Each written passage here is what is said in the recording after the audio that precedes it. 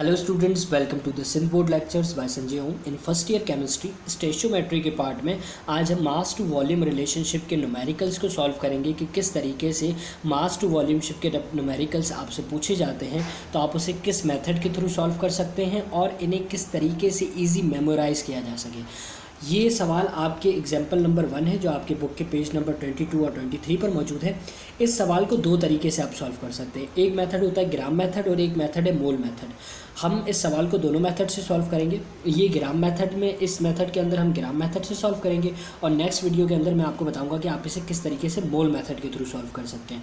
अब फिर आप पर डिपेंड करता है कि आप ग्राम मेथड से सवाल को सॉल्व करें या फिर मोल मेथड से। ये आप पे डिपेंड करता है, इसमें कोई रिस्ट्रिक्शन नहीं है कि आपके लिए लाजमी हो कि आप उसे ग्राम मेथड से करें। बस जो आपको ईजी लगता है आप उस सवाल को उस मेथड के थ्रू सॉल्व करें। सो न्यूमेरिकल स्टार्ट करने से पहले मैं आपको ये कॉन्सेप्ट देना चाहूँगा कि मास टू वॉल्यूम रिलेशनशिप का क्या मतलब है। इसका मतलब ये कि जब आपको कोई सवाल पूछा जाएगा तो उस सवाल के अंदर वो आपको मास दे देंगे, मास बता दिया करेंगे, ठीक है। ग्राम में वैल्यू, मास का जो यूनिट होता है वो ग्राम में होता है, तो जो चीज़ आपको ग्राम में बता दी जाएगी वो मास होगी। और अब आपको कहा जाएगा कि आप फाइंड करें वॉल्यूम, और वॉल्यूम का जो यूनिट होता है that is DM cube, DMN ऊपर क्यूब। तो ये DM क्यूब जो है वो आपने फाइंड करना होता है, वॉल्यूम फाइंड करना होता है। तो मास टू वॉल्यूम रिलेशनशिप का क्या मतलब होगा, आप कैसे सवाल को पहचानेंगे कि ये मास टू वॉल्यूम रिलेशनशिप है, क्योंकि ये तो आपके बुक में नहीं मौजूद होगा। जब आप उसे सॉल्व करेंगे आपका जो क्वेश्चन पेपर होगा उसमें नहीं लिखा होगा कि इसे आपको मास टू वॉल्यूम से फाइंड करना है। आपने सवाल को खुद पहचानना है कि ये मास टू वॉल्यूम है, वॉल्यूम टू वॉल्यूम है या मास टू मास है। तो मास टू वॉल्यूम की क्या पहचान है? पहचान ये है कि जो सवाल आपको दिया जाएगा उसके अंदर आपको ग्राम्स दिए जाएंगे, मास दे दिया जाएगा और पूछा क्या जाएगा कि आप वॉल्यूम फाइंड करें। तो चलें इस सवाल को स्टार्ट करते हैं। सबसे पहले सवाल में क्या लिखा है इसे समझते हैं और उसके बाद इसे सॉल्व करने की कोशिश करते हैं। सवाल है आपके पास कि हमने कैलकुलेट करना है, क्या कैलकुलेट करना है? हमें कैलकुलेट करना है volume of CO2, volume of CO2 carbon dioxide gas जो प्रोड्यूस हो रही है at standard temperature and pressure. एक ऐसी कंडीशन है जिसमें स्टैंडर्ड टेम्परेचर एंड प्रेशर के ऊपर कार्बन डाइऑक्साइड प्रोड्यूस हो रही है by the combustion reaction, combustion reaction के थ्रू। और उस कंबंशन रिएक्शन कैसे हो रहा है? 20 ग्राम ऑफ CH4 के थ्रू हो रहा है। अब देखें, सबसे पहले आपको जो यहाँ एक करना है ना काम, वो ये है कि स्टेशियोमेट्री के अंदर हमारे पास सबसे पहला काम होता है कि हमने उसकी बैलेंस द केमिकल इक्वेशन लिखनी होती है, बैलेंस केमिकल इक्वेशन लिखनी होती है। अब बैलेंस केमिकल इक्वेशन जब कंबंशन की बात आएगी तो वो एक फिक्स इक्वेशन है। आपने कैसे याद करना है? देखें, यहाँ पे आपके पास CH4 है, आप सिंपल सा कुछ भी नहीं करेंगे, आप लिखेंगे CH4। इसके बाद वाली जो चीज़ है ना वो बिल्कुल फिक्स होगी, किसी में भी जहाँ पे भी कंबंशन रिएक्शन की, plus O2 to form CO2 plus H2O, ये कंबंशन रिएक्शन है, ठीक है। अब इसमें आप क्या करेंगे, इसे सबसे पहले करेंगे बैलेंस। बैलेंस किस तरीके से करेंगे कि अगर मैं इसमें देखूँ तो यहाँ पे 2 लगा दूँ और यहाँ पे 2 लगा दूँ तो ये हो जाती है बैलेंस। जब आप किसी केमिकल इक्वेशन को बैलेंस कर दें तो बैलेंस करने के बाद दूसरा काम ये कीजिएगा आप कि जैसे कि हम ग्राम मेथड से सॉल्व कर रहे हैं तो हमने क्या करना है कि जो हमारे पास केमिकल इक्वेशन है उस केमिकल इक्वेशन में उन दो मॉलिक्यूल्स को पे फोकस करना है जो मॉलिक्यूल सवाल में पूछे गए हैं, सवाल में जिनके बारे में जिक्र किया गया है। तो दो मॉलिक्यूल कौन से हैं? देखें, CH4 है एंड CO2। यहाँ पे CH4 है, यहाँ पर CO2। आप जस्ट इन पे फोकस करेंगे, H2O और O2 को जो है ना निगलेक्ट कर देंगे, आप उस पर फोकस नहीं करेंगे। तो चले आते हैं। अच्छा, अब आपके पास क्या है कि CH4 है और CO2, ये दो चीज़ें मौजूद हैं। अब आपने क्या करना है कि CH4 का मास लिखना है। CH4 का मास कितना होता है? 12 + 4 = 16 ग्राम, ये मॉलिक्यूलर मास आ गया।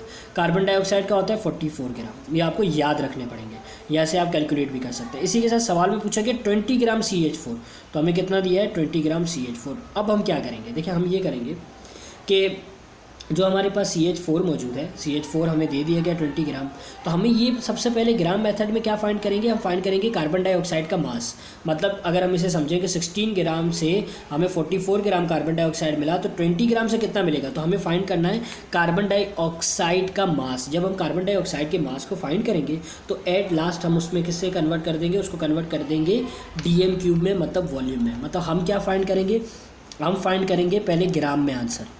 जब ग्राम में आंसर आया जाएगा तो हम उसको किस में कन्वर्ट करेंगे? हम उसको कन्वर्ट कर देंगे DM क्यूब में, डेट इज़ वॉल्यूम। तो चलिए स्टार्ट करते हैं कि इस न्यूमेरिकल को कैसे सॉल्व करना है। तो देखें, जिस मेथड को मैं आपको बता रहा हूँ बिल्कुल इसी मेथड से आप एग्जाम्स में भी कीजिएगा तो आपके लिए ज़्यादा बेनिफिशियल होगा। तो देखें, सबसे पहले हम इस पर फोकस करेंगे, जो ये बेसिकली एक तरह का डेटा है।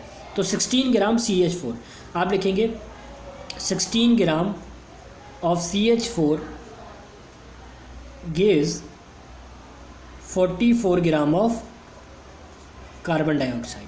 क्लियर। नेक्स्ट यहाँ पे 20 ग्राम ऑफ CH4 गिव्स के बाद आपने क्या करनी, क्रॉस मल्टीप्लिकेशन। क्या करनी है आपने, क्रॉस मल्टीप्लिकेशन। कैसे करेंगे, देखें इस 44 को आप 20 से मल्टीप्लाई करेंगे, इस 44 को आप 20 से मल्टीप्लाई करेंगे। मैं यहाँ लिख देता हूँ 44 मल्टीप्लाई बाय 20।